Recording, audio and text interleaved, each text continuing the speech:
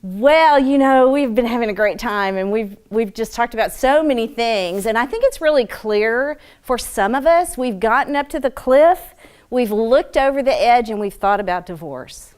And that's just a lot more common than we realize, probably. And here's what I want to say about that. All of us deserve to be able to take one step back and think about what we want our future to look like.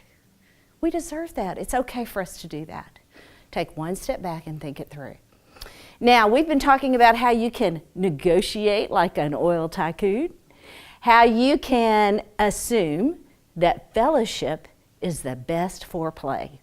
We've also talked about the dangers of assumptions and how dangerous it is to assume stuff. Assumptions can really derail all our relationships. So, I have one more little story that I want to share before we go to the break. I hope you enjoy this story. There came a moment in our marriage after about 20 years where we were just unraveling. We just could not have a conversation anymore. We were arguing all the time.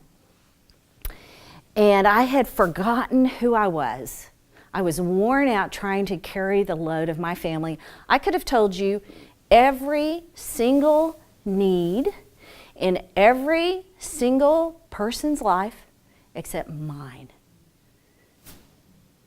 We were going to counseling trying to figure out how our marriage could look together. And we were sitting on opposite ends of the couch, blaming each other. But this time I thought, I am going to get his attention. I know exactly what I can say. He will not forget this. Now, it may hurt him a little bit, like a whole lot, or, he may feel very insulted. But I have to say the thing that will get to his heart. So I'm just going to say it and get it over with, and then he'll know how serious this is and that we have got to make some changes right away. We can't just keep doing it this way. So we're sitting on the couch, and I'm ready, and I tell him, I am in this marriage for one reason, and one reason only. I am only staying in our marriage for the sex.